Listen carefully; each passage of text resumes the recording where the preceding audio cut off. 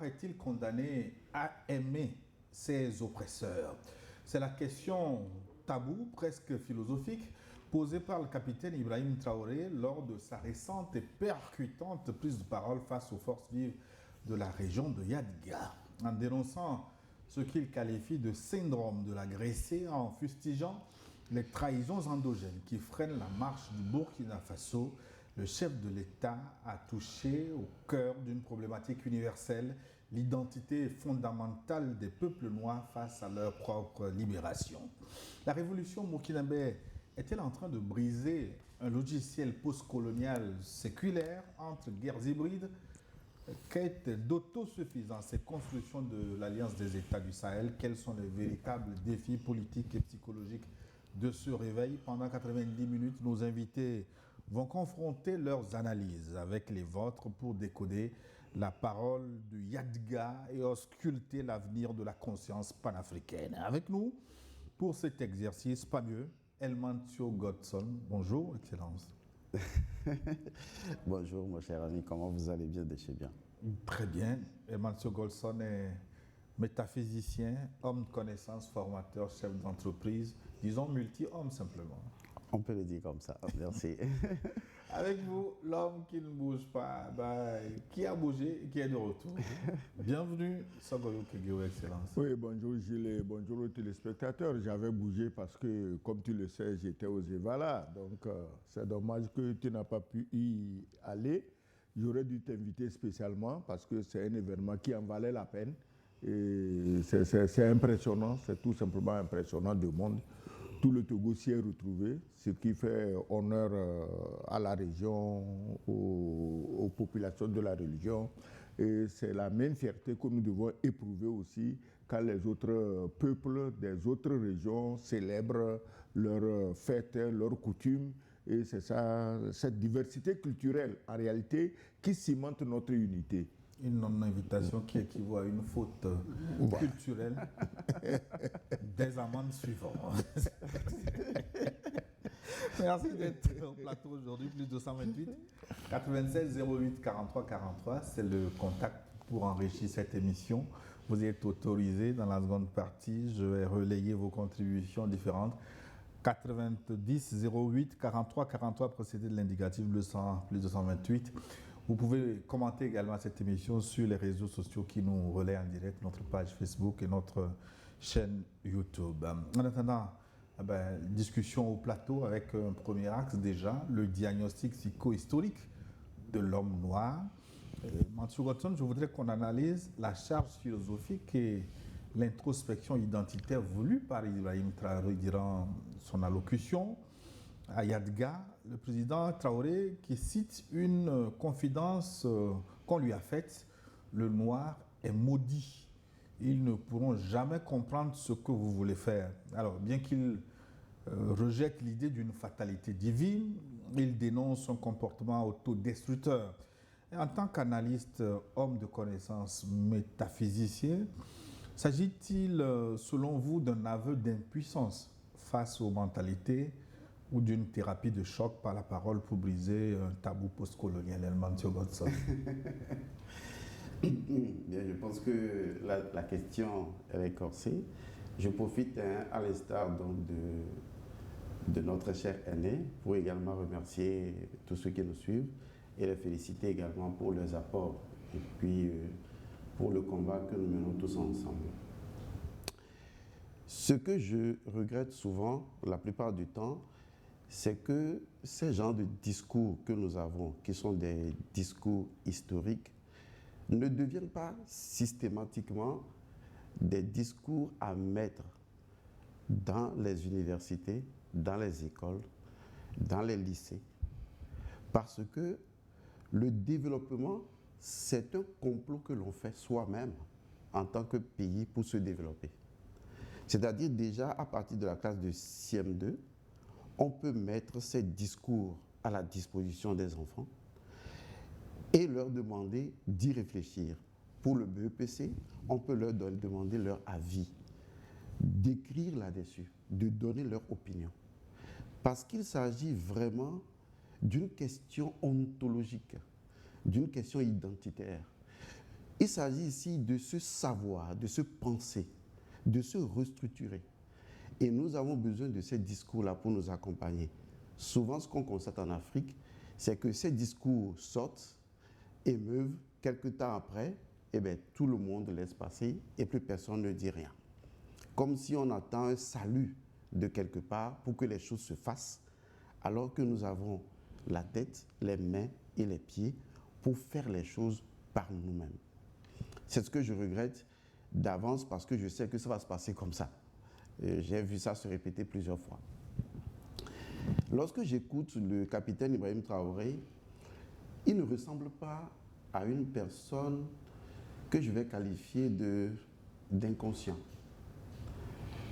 ni d'inconstant. Il ressemble à quelqu'un, si même il le reconnaît, que personne n'est absolument puissant. Je vois un homme qui s'est éveillé à son identité profonde et qui décide d'accomplir une mission dont il est parfaitement conscient. Et donc, ce qu'il dit n'est pas un aveu d'impuissance. Pour moi, je le vois comme ça. Je vois cela plutôt comme une forme de thérapie de choc. Et un ensemble d'enseignements sortent de ce qu'il a dit. En fait, il nous explique, premièrement, pourquoi tous les présidents africains, presque, sont muselés. Comment est-ce qu'ils sont incapables de répondre à l'assaut patriotique et panafricaniste? Comment ces présidents sont manipulés, sont contrôlés? Il nous révèle, derrière le fauteuil présidentiel, des enjeux sensibles pour dire, les gens là viennent voir, pas moi Ibrahim Traoré, mais voir tous les présidents africains noirs. Voilà ce qu'ils disent de vous, voilà ce qu'ils chantent, voilà ce qu'ils racontent. Il révèle cela pour que les gens soient informés des enjeux géopolitiques, des enjeux stratégiques, des enjeux d'intérêt qui sont là et qui commencent toujours forcément par cette identité de l'homme noir qui est minimisé, décrié, diabolisé, humilié. Il révèle également un autre élément, un élément encore plus poignant. Et ça, j'ai eu froid dans le dos. Il démontre que ces personnes vont vous utiliser comme un outil et une arme contre moi. Pas contre le moi Ibrahim Traoré, mais contre le moi symbolique, représentant tous ceux qui sont éveillés et décident de leur souveraineté, de leur autonomie et de leur dignité en tant que peuple. Il annonce que c'est vous qu'ils vont utiliser pour pouvoir m'assassiner, par exemple, comme ils l'ont fait avec Thomas Sankara. Et vous risquez de ne rien dire, vous risquez d'être là, de ne pas répondre. Et c'est en cela qu'il dit, c'est une question qu'il a posée, il n'a pas fait une affirmation. Est-ce que l'homme noir est-il maudit? Cela veut dire qu'en fait, il nous trace toute la stratégie. Il nous montre comment est-ce que demain, si cela échoue, ça ne dépendra pas de lui. Lui, il est engagé, il est constant. Mais il demande aux autres, surveillez-vous. Parce que c'est ce qu'ils viennent dire envers moi, c'est ce qu'ils viennent dire chez moi, qu'ils ne vous comprendront jamais. Ensuite, il va au sein de la population, il monte les médias, monte des groupuscules contre le pouvoir afin de le déstabiliser. En fait, il a clarifié toute la stratégie background qui est mise en place pour déstabiliser tout peuple qui veut conquérir sa dignité, sa souveraineté, qui veut se retrouver. Pour moi, l'homme noir, il n'est pas maudit. C'est beaucoup plus complexe que ça. Et ça remonte vraiment, vraiment très loin. C'est comme l'image qu'on nous a présentée pour dire l'Afrique est pauvre. L'Afrique n'est pas pauvre, l'Afrique est appauvrie. Ce sont des programmes, ce sont des systèmes, ce sont des paradigmes qui sont mis en place pour nous flouer, pour nous démontrer que nous ne valons absolument rien.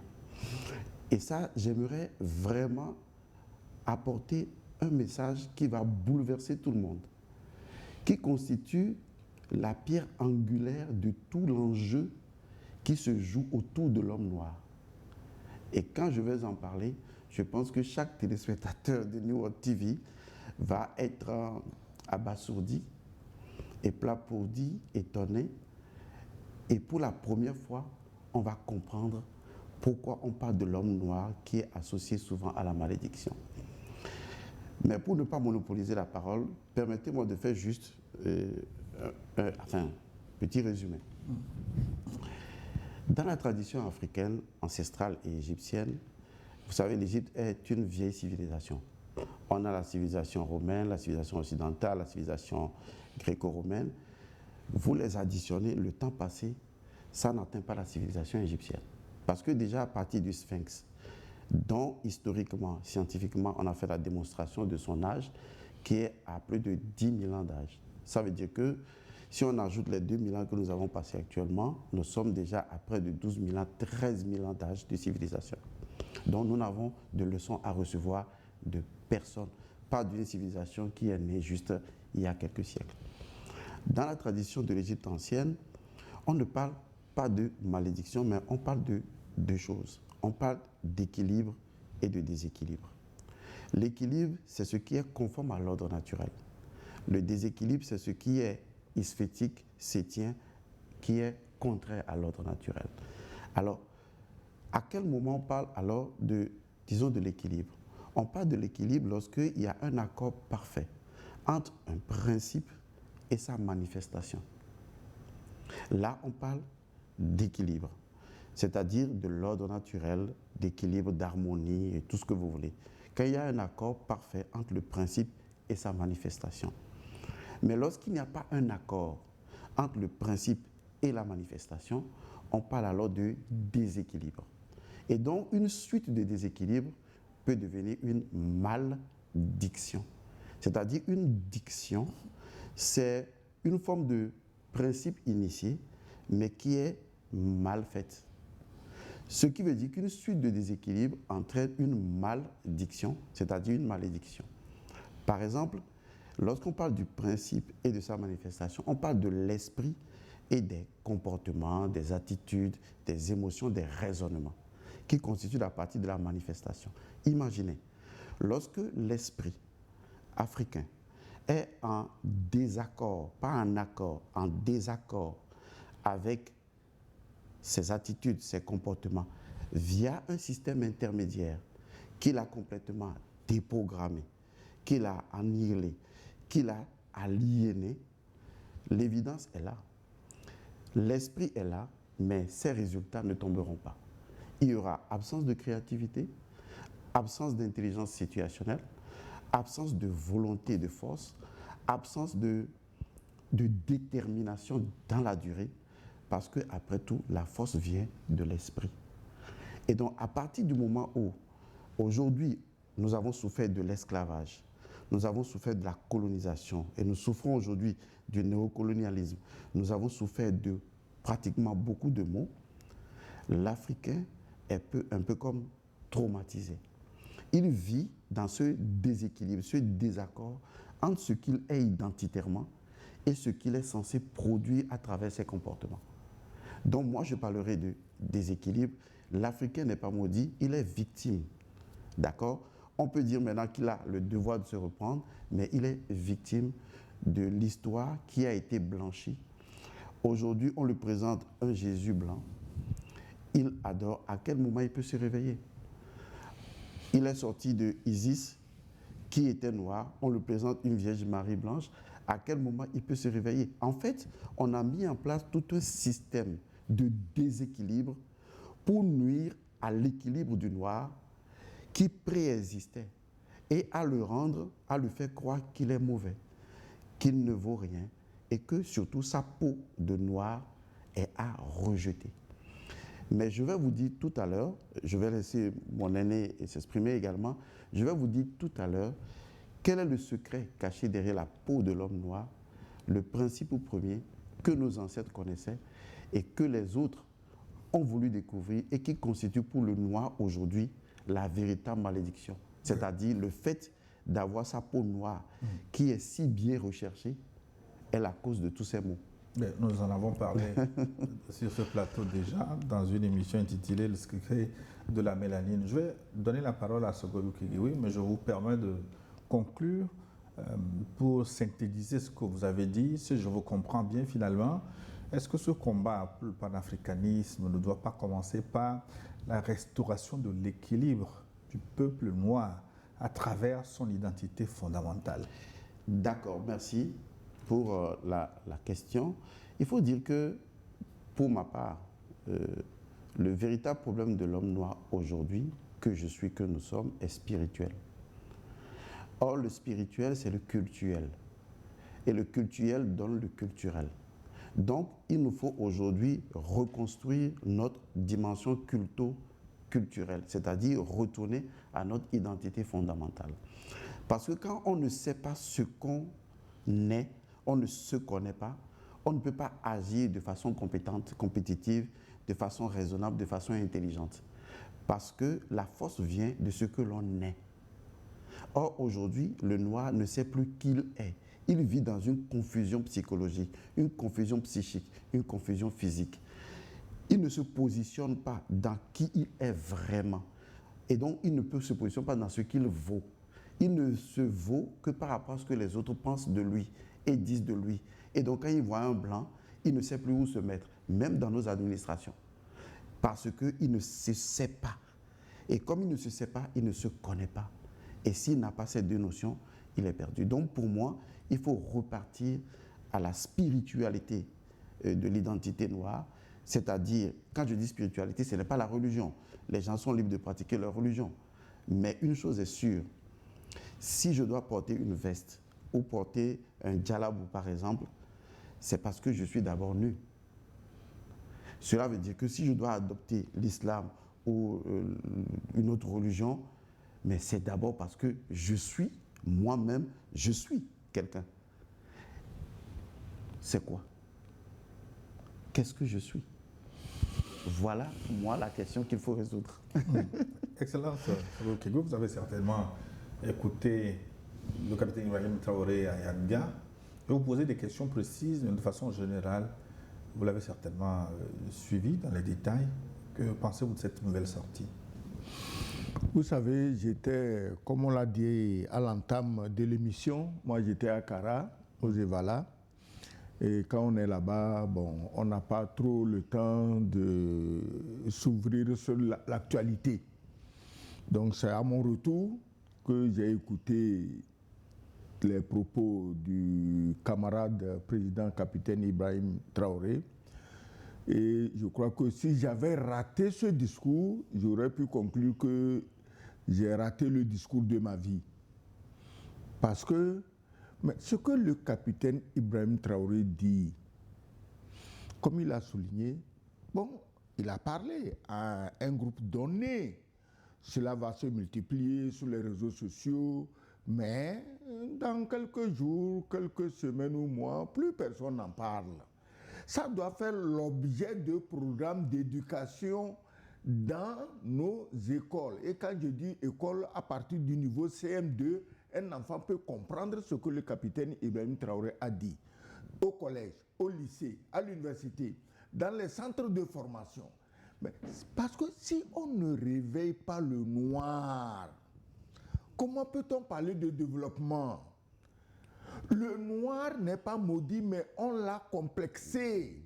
Et c'est une accumulation de complexes à travers des siècles. Écoutez bien, soyons sincères, soyons francs. Regarde bien, les Noirs ont souffert sur tous les continents. Les peuples autochtones ont souffert sur tous les continents. Quand tu prends l'Amérique que nous connaissons aujourd'hui vit grâce au génocide des peuples autochtones américains. C'est ça, amérindien. L'Amérique du Nord. Tu viens en Amérique centrale, c'est la même chose. En Amérique latine, c'est la même chose. Est-ce que tu sais qu'après la Deuxième Guerre mondiale, les plus grands criminels nazis ont été sollicités par des pays d'Amérique latine, je ne veux pas les citer, pour mettre leur science destructrice au service de ces pays pour anéantir les populations autochtones dans les forêts amazoniennes, parce que les gens achetaient des terrains. Quand on dit là-bas acheter un terrain, Gilles, c'est pas 2-3 hectares. Ça dit que quelqu'un peut acheter l'équivalent de la moitié du Togo. On lui dit non, il y a des Indiens dedans. Il dit non, et gommez-moi tout ça. Et le plus célèbre des gommeurs, c'était le soi-disant scientifique allemand Joseph Mengele, qui, dans les camps de concentration, avait à son actif, à lui seul, au moins 15 000 morts, juste parce qu'il essayait de créer l'homme nouveau, l'Allemand nouveau, avec les yeux bleus. Donc, c'est des gens comme ça qui ont été sollicités pour anéantir les peuples autochtones.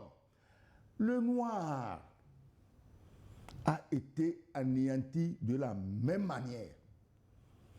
Mais, au moins, aux États-Unis, les Américains ont la pudeur de ne plus se moquer des peuples autochtones en les réunissant pour les saouler, pour leur rabâcher les oreilles avec droits de l'homme, démocratie. Parce que les autochtones leur diraient, mais écoutez, vous ne nous avez pas traités avec droits de l'homme, vous ne nous avez pas traités avec démocratie. En Amérique latine, les peuples autochtones, que ce soit les Mayas, les Incas, les Aztèques, depuis le Mexique, personne n'a le culot dans ces pays de réunir les reliquats des survivants pour leur parler de démocratie et droits de l'homme. Mais en Afrique noire, où des pays européens ont sévi, dont le plus féroce était la France, en matière d'esclavage et de criminalité, les survivants qui ont survécu miraculeusement, le capitaine Ibrahim Traoré l'a souligné, que c'est un miracle que les Africains existent encore parce que tout avait été fait pour les anéantir. Alors, les survivants qui tentent maintenant de se réveiller, on vient les complexer, droits de l'homme. Qu'on me montre les traces de l'application des droits de l'homme en Afrique durant le temps colonial français. Si quelqu'un a des traces, qu'il vienne nous les montrer. On va les enseigner dans nos écoles pour leur dire les Français sont un peuple respectueux des droits de l'homme. La preuve, quand ils étaient ici, voici ce qu'ils ont fait pour nos droits. Qu'on nous montre leur fait d'armes en matière de liberté de parole quand ils étaient ici. Mais on ne dit pas. Donc nous sommes condamnés à la triple peine. On a été esclavagisés, on a été exploités, on a été massacrés avec l'intention manifeste de nous anéantir, de nous faire disparaître de la surface de la terre. Par miracle, nous avons survécu. Et aujourd'hui, les gens qui nous ont fait tout ce mal reviennent. Au lieu de s'excuser, ils nous parlent des droits de l'homme. C'est-à-dire que les crimes qu'ils ont commis, on a l'impression qu'ils veulent dire que c'est nous qui les avions commis et ils viennent nous dire ne faites plus ça. Alors que c'était à eux de dire écoutez, ce que nous avons fait, ça n'est trop, on ne veut plus le faire. Donc nous sommes à une double ou triple peine de la part de ces pays prédateurs insatiables et le capitaine Traoré parle pour quand même que les gens se réveillent.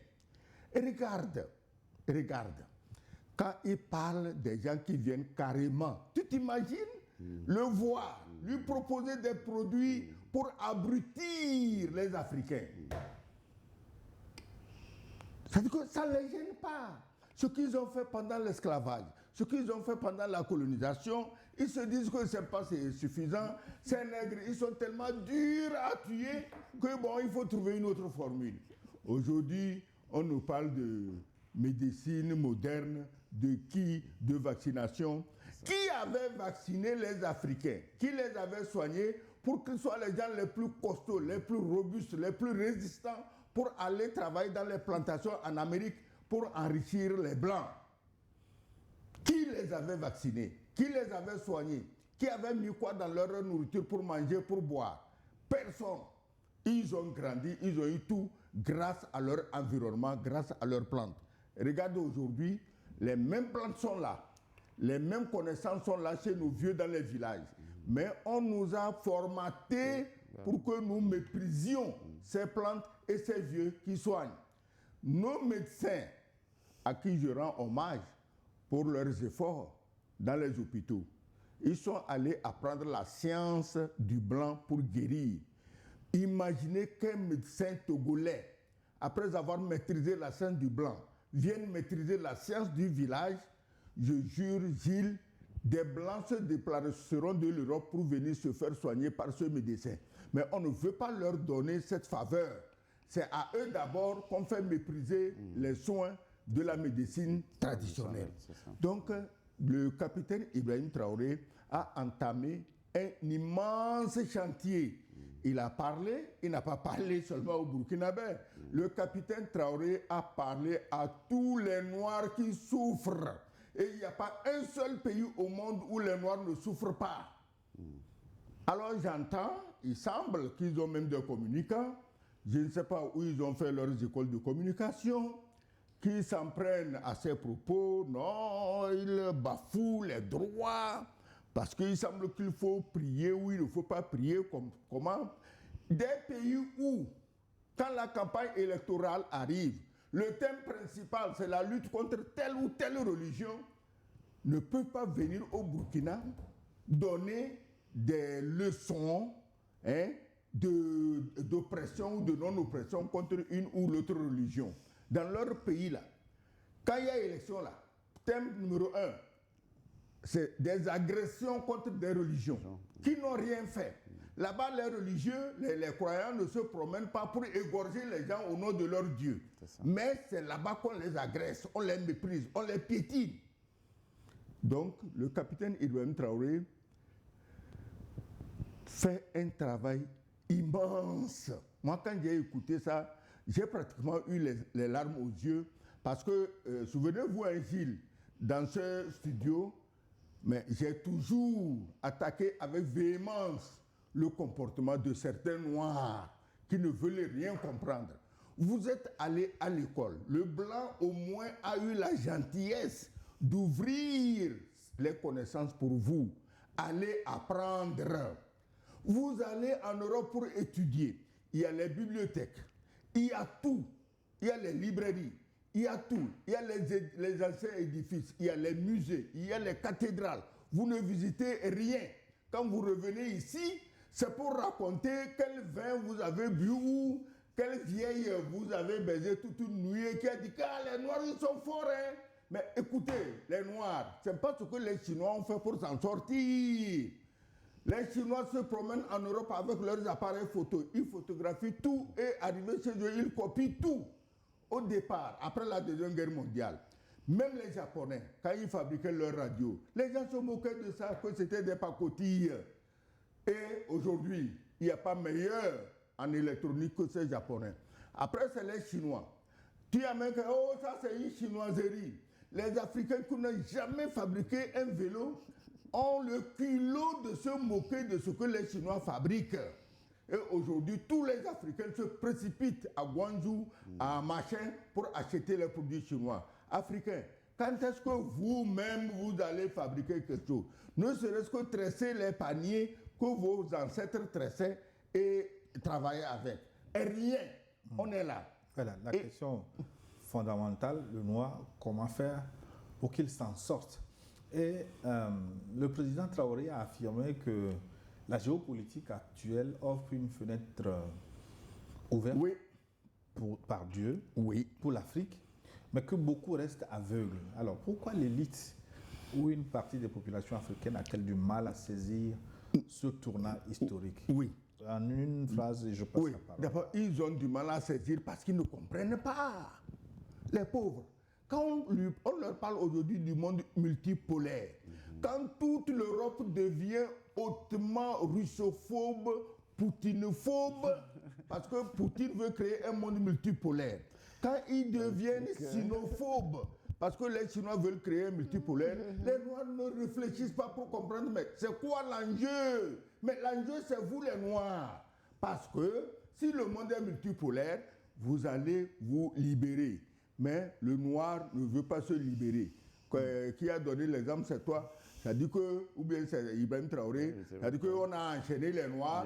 Toi, tu te bats, tu prends les risques pour aller les libérer. Et un des nègres enchaînés va appeler le maître blanc. Hé, viens voir là, l'idiot de noir là, il veut nous libérer. On ne sait même pas de quoi il veut nous libérer. Viens.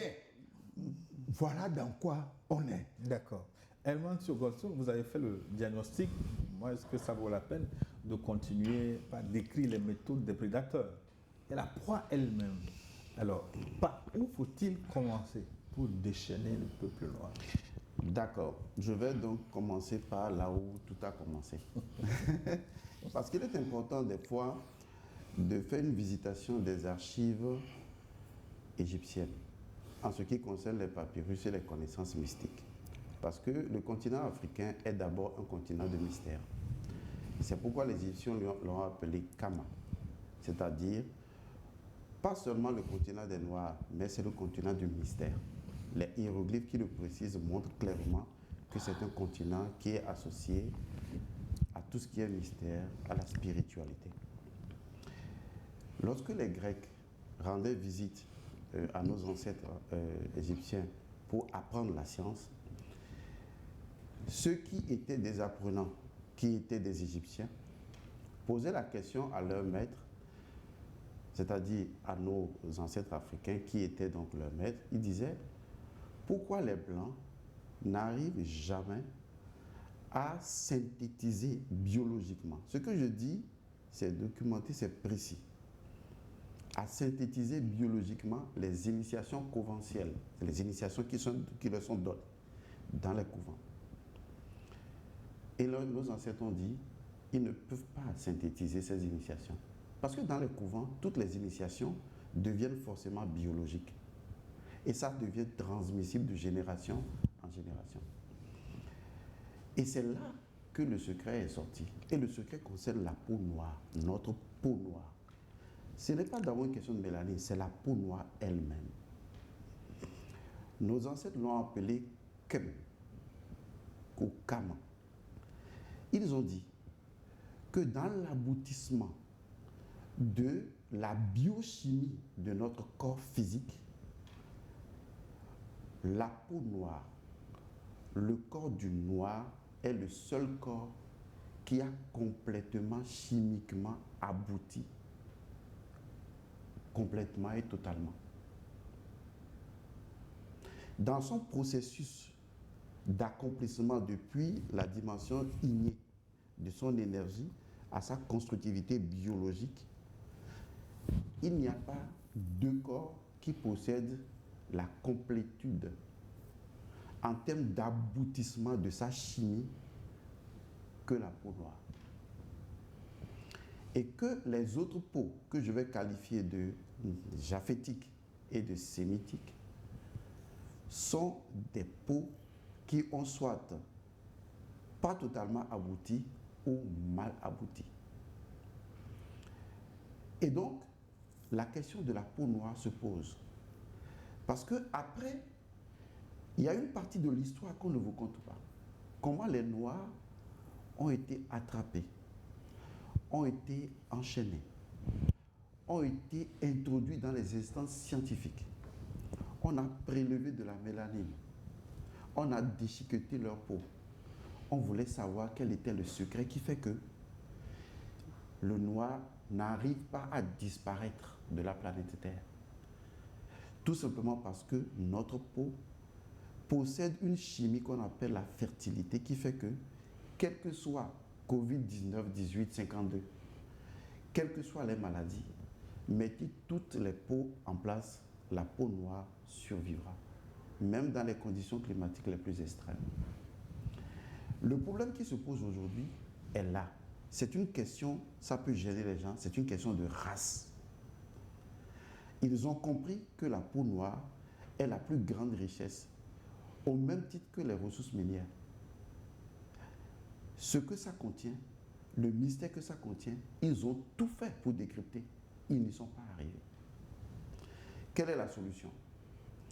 Il faut démontrer à ces gens, créer une idéologie, créer des formes abjectes de spiritualité pour les repositionner dans une humiliation, pour les mettre dans un dispositif de manipulation et de contrôle.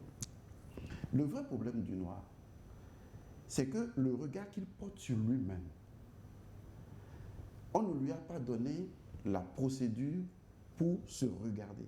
Quand il se regarde, il se voit moins, il ne se voit pas bien.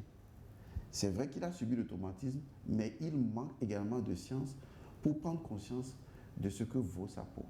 Quelle est la relation? La relation, c'est que sur le plan métaphysique, il y a une relation entre la peau et la conscience. Si vous insultez quelqu'un par rapport à son corps, il réagit. Si vous dépigmentez quelqu'un, ça agit sur son psychisme. Il devient complètement instable. Parce que notre peau est une extrapolation de notre conscience. Et cela affecte irrémédiablement notre conscience. Exemple, les enfants du milieu, qu'on appelle les enfants mélangés de sang mêlé, blanc et noir, quand vous les prenez, regardez leur peau, regardez leurs réactions. Et donc, en réalité, tout se trouve au niveau de la richesse de la peau de l'homme noir. Maintenant, c'est à l'Africain de commencer à se poser la bonne question. C'est-à-dire, les autres savent au moins qui eux ils sont. Et ils agissent conformément à ce qu'ils sont. Détruire, c'est ce qu'ils sont. Et ils sont experts dedans. C'est leur nature. On ne va pas le leur enlever. On peut crier matin, midi, soir, ça ne changera rien à leur nature. L'antilope peut sauter, peut pleurer, ça ne fera pas du lion un herbivore. C'est leur nature. N'essayons même pas de les changer. Ce qu'il faut, c'est que l'Africain doit se réveiller. Et doit se réveiller en tant que tigre. Doit se réveiller en tant que ce qu'il est. Et s'il doit se réveiller, ça commence par le regard qu'il porte sur lui-même, sur son identité corporelle, charnelle, qui influence qui il est. La valeur de la peau noire. Même ici, pour finir, même ici en Afrique, même ici au Togo, est-ce que vous voyez comment est-ce que systématiquement les Noirs sont traités? Ou comment le Noir lui-même il se traite par rapport aux autres? Parce que le regard qu'il porte sur lui, même nos filles, elles se dépigmentent parce qu'elles ne se portent pas bien dans leur peau. Il faut qu'on se sente bien dans notre peau, la peau du noir. Il faut qu'on connaisse chimiquement, spirituellement, la valeur de la peau noire. Parce que les autres n'ont évolué que sur la valeur de leur peau. Et ils nous font comprendre que leur peau est la meilleure. Et c'est ce qu'ils enseignent à nos enfants. Mais ici, la peau noire, quelle est sa valeur? Pour moi, c'est par là que tout a commencé. Tout a commencé sur l'identité de la peau noire.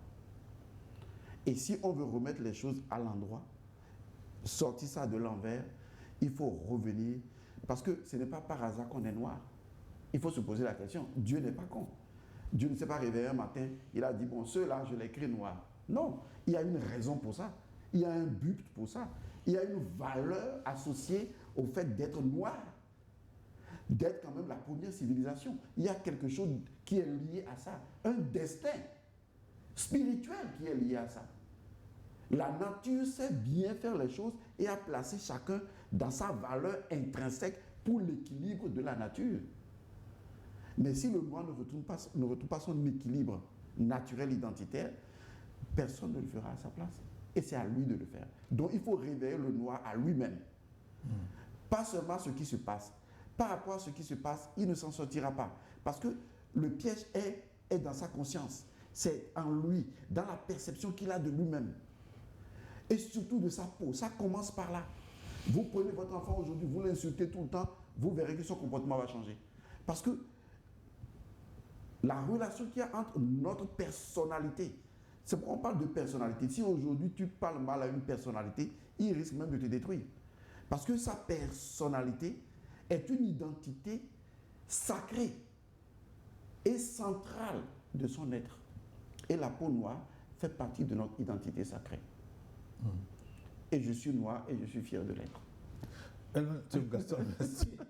En tant que président de la conférence de la AES, vous l'avez d'ailleurs souligné, le message capitaine Traoré dans la région de Yadga résonne au-delà des frontières du Burkina Faso. Et pour vous, en quoi la consolidation de l'AES peut être une réponse politique indispensable pour restaurer l'identité, la dignité des peuples du Sahel et des peuples noirs en général? Mais si vous n'avez pas votre dignité, dites-moi quelle liberté ou quelle souveraineté vous réclamez. Si tu dis tu veux être souverain, mais tu penses comme un blanc ou tu penses comme un arabe, Donc ça veut dire que tu veux ta souveraineté pour le blanc ou pour l'arabe. Donc tu ne peux être souverain que si ta dignité est rétablie par toi. Tu n'attends pas que la personne qui t'a déshumanisé vienne te donner ta dignité. Qu'est-ce que nous... Je ne sais pas comment, nous les Noirs, je ne sais pas comment on réfléchit. Qu'est-ce que nous attendons des autres? Est-ce que nous avons besoin de l'autorisation de quelqu'un pour être ce que nous sommes? Il a parlé même des femmes qui se dépigmentent. Mais c'est une catastrophe planétaire dans le monde des Africains. C'est des milliards de dollars dépensés par an pour des femmes qui veulent devenir rouges comme des homards mal cuits. Et les femmes deviennent rouges parce que c'est d'abord le problème des hommes. Les femmes qui se dépigmentent, c'est d'abord le problème des hommes dont le cerveau est aussi dépigmenté. C'est ces hommes-là qui salivent derrière les femmes rouges comme un chien assoiffé, la langue dehors. Une femme naturellement teint noir, on la respecte pas, on l'aime pas, on la suit pas. Mais mon ami, un homme intelligent, il traite avec une femme qui a sa peau naturelle. Si une femme a un éteint clair, tant mieux. Tant mieux. Mais comme nous sommes des Africains, il est normal que nous naissions teint noir, que nos femmes naissent teint noir. Regarde tous les budgets dilapidés pour devenir teint clair, parce qu'il y a des hommes complètement idiots, bornés, qui ne veulent que ce qui est clair. Et c'est ces hommes qui se lèvent, ils parlent, ils se disent aussi panafricains, et je lutte pour la dignité de l'homme noir. Mais tu ne peux pas lutter pour la dignité de l'homme noir quand tu suis une poufiasse du quartier, non pas parce qu'elle a quelque chose dans la tête, mais parce qu'elle a dépensé des millions pour devenir rouge. C'est pas possible.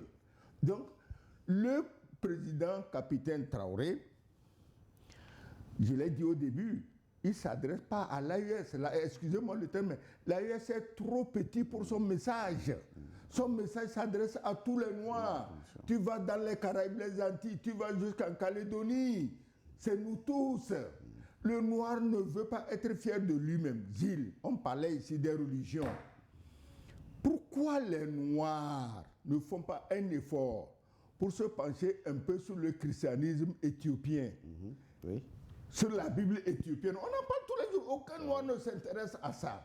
La Bible qu'il trimballe tous les dimanches, elle a été modifiée au moins 17 fois. Mais la Bible éthiopienne originale est là comme elle est là. Mais personne ne s'intéresse à ça. Parce que le blanc ne veut pas réfléchir. Il estime que son cerveau est trop précieux pour être malmené. Donc il veut ce qui est déjà mâché et il est content. Alléluia! Pas le blanc, mais le noir, vous voulez dire. Pardon, le noir, oui. Donc le noir ne veut pas réfléchir. Pourtant, tout vient de l'Afrique. Oui. On le dit, on le répète. Pourquoi nous n'écoutons pas? Quand le savant, qui malheureusement n'est plus, Omotunde, bien sûr. Hein? Kalala Omotunde. Bien sûr.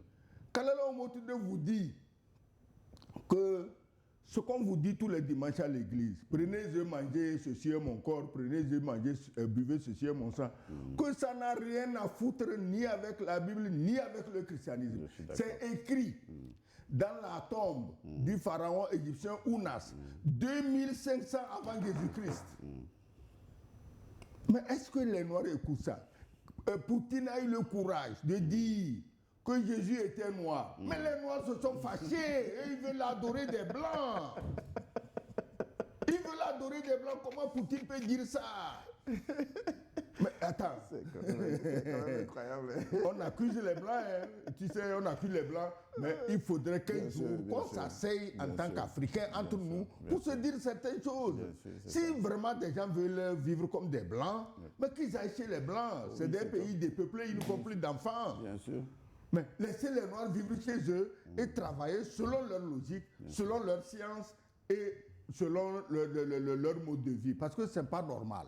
Donc le message du capitaine Ibrahim Traoré, tout le monde sait. Personne, vous n'allez quand même pas attendre que ceux qui veulent esclavagiser les Noirs l'applaudissent. Non. Leur valet locaux qui aiment boire champagne, il a parlé même de champagne, qui aiment boire champagne. Mais tu t'imagines, tu as grandi dans un village où tu avais à peine de l'eau pour boire. Tu as grandi dans un village où tu cassais les noix de palme pour manger à midi et retourner à l'école. Aujourd'hui, tu es en position quelque part, toi tu veux boire champagne matin, midi, soir. Et quand quelqu'un parle comme ça, tu trouves que non, il bafoue ta liberté. Et on dit que c'est lui qui bafoue la liberté. Alors que toi, un seul champagne, une seule bouteille de champagne bafoue les droits les plus élémentaires des milliers de tes citoyens. Et ça, on ne peut pas dire. Parce que le champagne est fabriqué par quelqu'un qui tient à avoir son argent. Mais attends, est-ce que Gilles, est-ce que Traoré a besoin de parler pour qu'en tant qu'Africain, qu'on comprenne ça? Le capitaine a également évoqué le fait religieux à travers l'arrestation de certains imams, dont Mohamed Kindo. Nous n'avons plus beaucoup de temps pour l'évoquer. Je vais vous donner la parole dans la seconde partie. On va commencer avec ça. Et pour finir, vous avez 2 minutes. Mantio Godson, si le diagnostic d'une conscience noire, parfois aliénée, est posé, il n'y a pas de contestation, quel rôle l'éducation et la refondation culturelle doivent-elles jouer pour que les générations futures ne tombent plus sous le coup de ce que vous avez appelé le syndrome de Stockholm? Vous avez 2 minutes chrono. Merci pour les 2 minutes chrono. Ben, il faut d'abord dire que j'épouse parfaitement les déclarations de mon capitaine qui dit que c'est d'abord le Burkina. Pourquoi? Parce que la religion a sa place dans un pays, mais la religion ne peut pas être au-dessus du pays, au-dessus de l'État. Parce que les religions, il y en a plusieurs. Vous pouvez appartenir à la religion que vous voulez, mais votre religion ne représente pas l'État. Et je pense que c'est quelque chose qu'il faut enseigner aux gens. Alors que malheureusement, le contenu même de ce qu'on nous présente comme religion est une forme de dictature religieuse qui est mise en place, où chaque religion veut se faire passer pour la seule religion contre les autres religions, créant ainsi des clivages au sein même de la société. Alors que normalement, le rôle initial d'une religion, c'est de conduire les gens vers la spiritualité, c'est-à-dire vers l'éveil de leur esprit. Mais aujourd'hui, les religions sont la première source d'abrutissement de l'intelligence de l'Africain. Parce que les Africains ne réfléchissent plus. Ils attendent à ce que Jésus le fasse, que Dieu le fasse. Et ça, tant que ça ne va pas être corrigé, on ne s'en sortira pas. Je pense que nous devons avoir aujourd'hui, pour répondre à la deuxième question, nous devons avoir aujourd'hui notre métaphysique. Nous devons avoir aujourd'hui notre philosophie. Nous devons avoir notre médecine. Nous devons avoir nos connaissances à nous. Je vous explique. Notre science. Parce que vous n'aurez pas beaucoup de temps pour expliquer. J'ai encore 30 secondes. Ce que je veux vous dire, c'est quoi? C'est que nous n'avons pas tous la même perception des réalités. Les Chinois perçoivent leur réalité à leur façon. Eux aussi perçoivent leur réalité à leur façon. Nous, là, quand nous voyons ce que les autres nous apportent, posons-nous une question. Comment est-ce que nous décidons de le faire à notre façon? Ouais, je vous redonnerai la parole pour mieux expliquer. Donnez les explications qu'il faut. Une pause s'impose. On se retrouve dans 10 minutes pour la seconde partie de Nouveau Forum.